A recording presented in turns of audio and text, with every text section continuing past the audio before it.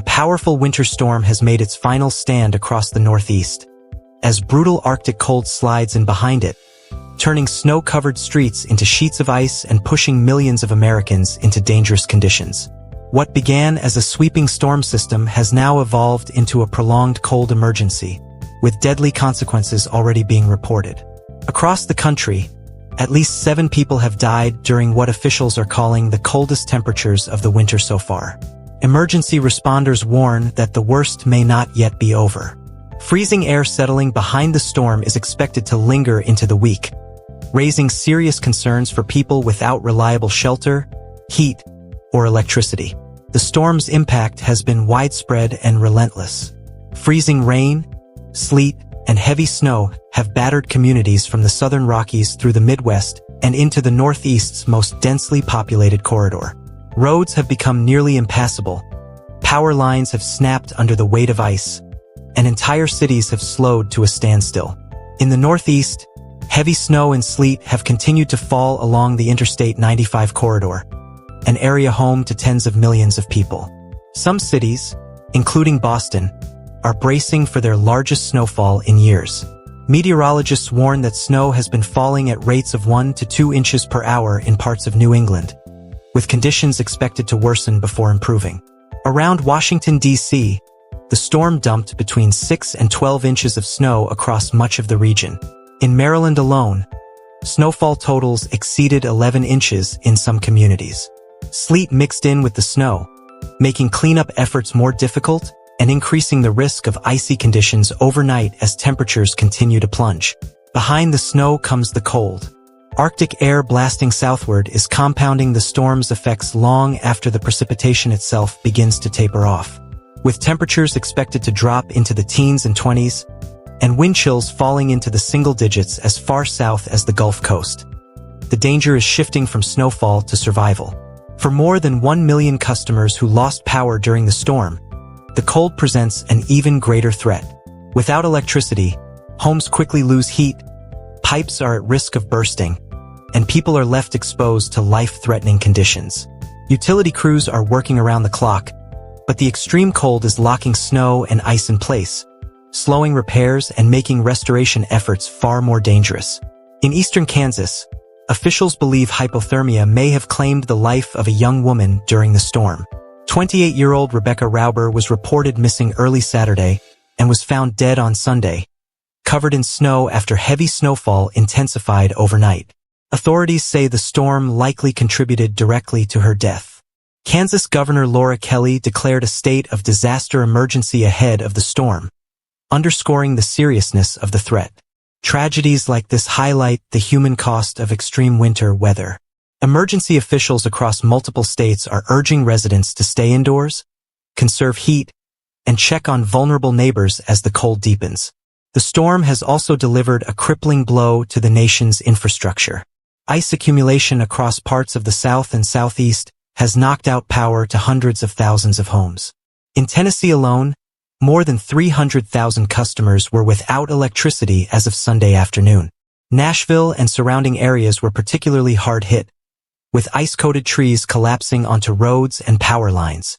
The Tennessee Valley Authority warns that freezing temperatures are increasing demand on the power grid even as outages persist. Residents are being asked to lower thermostats, limit non-essential electricity use, and avoid travel unless absolutely necessary. Officials say road conditions are expected to worsen overnight as temperatures fall into the single digits. Emergency responders in Tennessee have already handled hundreds of calls for assistance. Dozens of injury-related crashes have been reported, along with at least one fatal accident. State officials are pleading with the public to stay off the roads so emergency crews can do their work safely. Air travel has been equally disrupted. Sunday marked the worst day for flight cancellations in the United States since the COVID-19 pandemic. More than 17,000 flights have been canceled nationwide during the storm, an extraordinary number that reflects the scale of the disruption.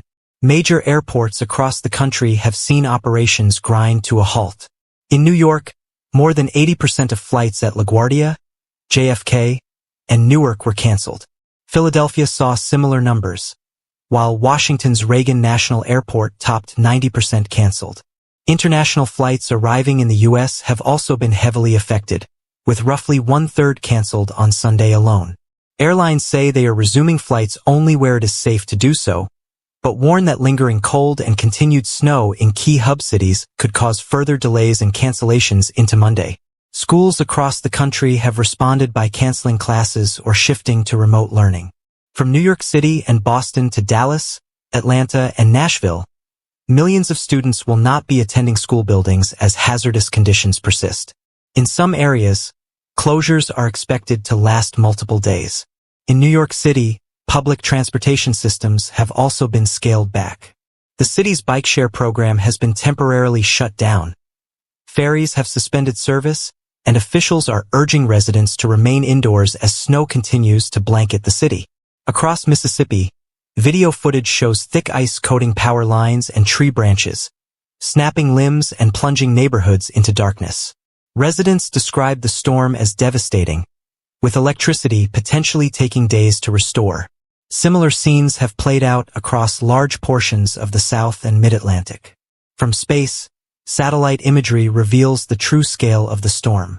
Stretching across every state east of the Mississippi River, the system has delivered snow, sleet, freezing rain, and even severe thunderstorms in southern states.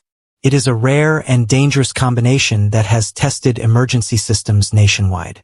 As the storm slowly shifts east, forecasters say snow will remain the primary threat in the Northeast overnight, with sleet mixing in at times across southern New England. Even once precipitation ends, the cold will remain, freezing what has already fallen and extending the storm's impact well into the coming days. As night fell across the East Coast, the scale of this storm became impossible to ignore. From the Midwest through the Mid-Atlantic and into New England, radar showed a massive winter system stretching hundreds of miles wide, dumping snow, sleet, freezing rain, and even triggering severe thunderstorms in the Deep South. In the Northeast, snowfall intensified along the Interstate 95 corridor, one of the most densely populated regions in the country, where millions of people were already being urged to stay indoors. Meteorologists warned that this was no longer just a snowstorm. It was a prolonged, multi-day event made far more dangerous by the brutal Arctic air pouring in behind it. Across New England, snow was falling at rates of 1 to 2 inches per hour, with some areas reporting even higher bursts. Connecticut Governor Ned Lamont described conditions as rapidly deteriorating, saying snow was coming down faster than plows could clear it. Cars were getting stuck on major roads, and state police were responding to a growing number of emergencies. His message to residents was blunt: stay off the roads. Similar warnings echoed across state lines. In Tennessee, Mississippi, and parts of the Carolinas, freezing rain and heavy ice turned highways into skating rinks. Power lines sagged under the weight of ice. Trees cracked, splintered, and collapsed onto roads, homes, and vehicles.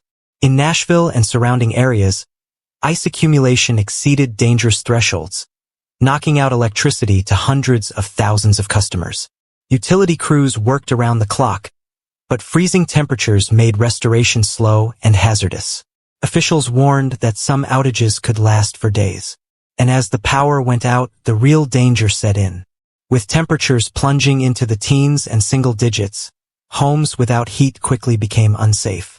Emergency agencies urged residents to conserve energy, avoid unnecessary travel, and shelter in place whenever possible. For those without power, guidance focused on survival, trapping heat in a single room, wearing layered clothing, and avoiding dangerous heating methods that could lead to carbon monoxide poisoning. The cold was unforgiving. In Kansas, authorities said a 28-year-old woman who had been reported missing was found dead, covered in snow. Officials believe she may have succumbed to hypothermia as the storm intensified. Her death became one of at least 7 reported nationwide as the coldest temperatures of the winter tightened their grip. Governors in multiple states declared emergencies in anticipation of the storm's long-lasting impact, unlocking resources for shelters, road crews, and emergency responders. Meanwhile, the transportation system across the country began to collapse under the pressure. Sunday became the worst day for flight cancellations in the United States since the early days of the COVID-19 pandemic. By evening, More than 17,000 flights had been canceled nationwide.